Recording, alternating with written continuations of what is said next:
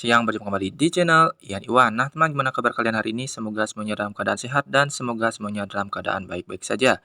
Oke, teman, kesempatan pada siang ini kita akan bahas kembali tentang updatean terbaru dan informasi dari Pi Network. Tentunya kalian telah penasaran tentang informasi terbarunya. Seperti apakah informasi terbaru dari Pi Network? Oke, langsung saja kita bahas seperti ini. Nah, di sini ada informasi terbaru dari Pi Network sekitar 4 jam yang lalu, 1 hari yang lalu, 4 hari yang lalu. Nah, kita baca aja dulu dari 4 hari yang lalu ini, teman. Karena di sini kita perlu update untuk informasi dari Pi Network. Kemampuan smart contract pertama Pi kini sudah aktif di testnet langganan. Ini mendorong kasus penggunaan nyata, berulang dan didorong oleh utilitas. Bayangkan e-commerce, streaming, atlet online, dan lainnya yang didukung on-chain. Baca lebih lanjut di aplikasi penambangan Pi. Nah, gitu teman ya. Nanti baca di sana untuk lebih jelasnya. Nah, di sini ada informasi dari Pi Network sekitar 1 hari yang lalu. Yang mana di sini Pi sedang menangani salah satu masalah paling mendesak di era AI, membuktikan identitas manusia asli secara online.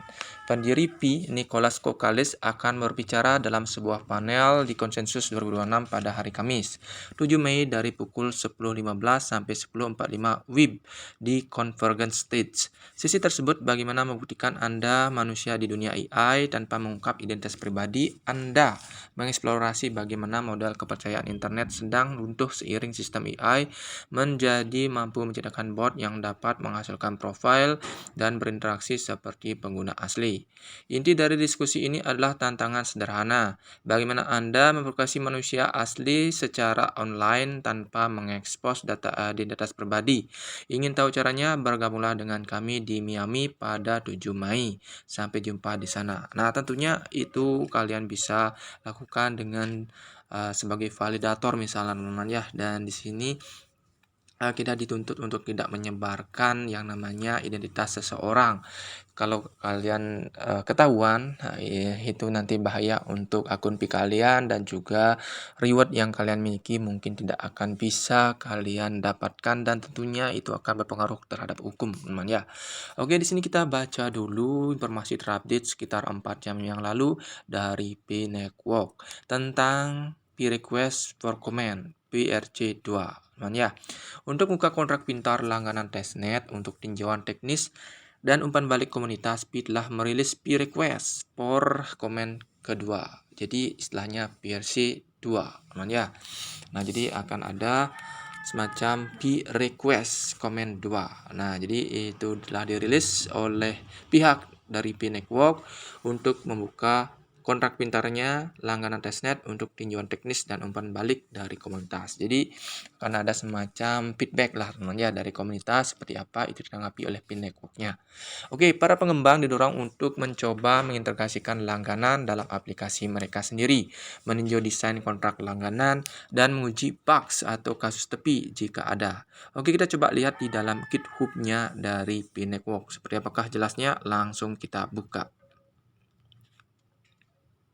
Oke, teman, kalau kita lihat di dalam GitHub, teman ya, github.com, di sini terlihat ada yang namanya jaringan Pi dengan versi 2-nya atau Pi Request for Comment. Nah, di sini terlihat dokumen ini menjelaskan API kontrak langganan, sebuah kontrak pintar soroban yang mengelola langganan pembayaran berulang di jaringan Pi. Dokumen ini mendefinisikan bagaimana pedagang mendaftarkan layanan dengan harga dan periode penagihan yang dapat dikonfigurasi bagaimana pelanggan dapat berlangganan dengan atau tanpa komitmen di muka, dan bagaimana pedagang memproses biaya berkala melalui alokasi token yang telah disetujui sebelumnya.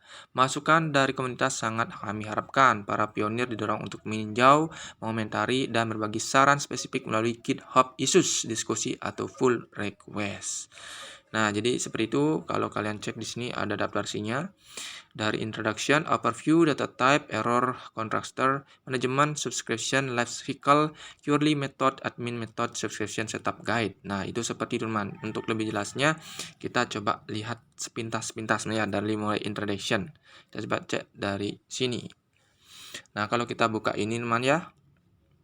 Nah, ini kita coba buka aja untuk lebih jelasnya yang lain. Untuk kelanjutannya kalian bisa baca sendiri di sini teman ya. Nah, pendahuluannya PRC 2 ini meminta komentar tentang desain dan implementasi referensi atau kode sumber dukungan berlangganan, kemampuan kontrak pintar pertama dari P-Network. Nah, langganan adalah salah satu model bisnis yang paling umum di antara layanan dalam masyarakat modern, tetapi sulit untuk diimplementasikan pada sistem blockchain. Kontrak pintar langganan memberi pengembang dan bisnis cara untuk membangun model layanan berulang ke dalam aplikasi atau perdagangan lokal mereka sambil memproses pembayaran melalui blockchain dan mempertahankan kendali pelanggan di atas dana. Implementasi referensi atau kode sumber tersedia di sini, teman ya. Nanti ada di sini untuk kontrak pintar sedang ditinjau oleh layanan audit eksternal.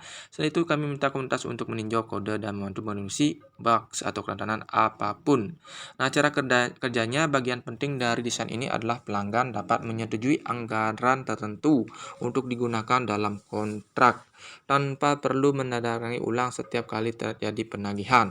Persetujuan tersebut juga dapat dioperasi pada jangka waktu penagihan tertentu seperti biaya bulanan hingga 1 tahun. Pada saat yang sama, dana YRC tetap berada di dompet pengguna hingga tagihan benar-benar diproses. Selama dompet memiliki saldo yang cukup saat tagihan jatuh tempo, langganan tetap berlaku, alih-alih mengharuskan seluruh anggaran dikunci lebih dahulu. Hal ini memungkinkan kontrak untuk mendukung pembayaran berulang tanpa mengorbankan kendali tingkat dompet yang seharusnya diberangkat oleh sistem blockchain atau mengirimkan seluruh anggaran ke kontrak.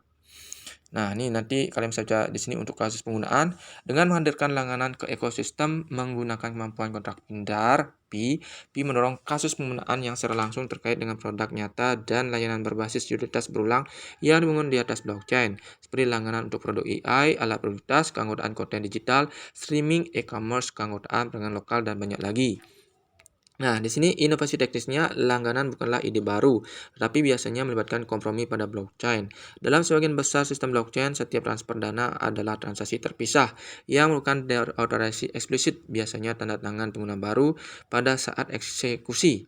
Persyaratan tersebut berlawanan dengan langganan yang dimaksudkan untuk berjalan secara otomatis sesuai jadwal tanpa mengharuskan pelanggan untuk menyetujui ulang setiap peristiwa penagihan secara manual. Akibatnya standar pembayaran berulang yang disukai seringkali tergantung pada kompromi seperti koordinasi di luar rantai off-chain, transaksi tanda tangan yang berisiko, otorisasi berulang, pra-pendanaan, atau infrastruktur akun tambahan. Nah, seperti itu teman untuk informasi yang terbaru dari P-Network tentang adanya atau rilisnya PRC2 atau P-Request Comment. Teman ya, yang mana di sini komunitas bisa berinteraksi yang tentunya ada fitur langganan di sini. Dan tentunya bagaimana komen kalian tentang informasi ini? Apakah tetap excited tentang P-Network ataukah sudah menyerah? Silahkan komen dan bye-bye.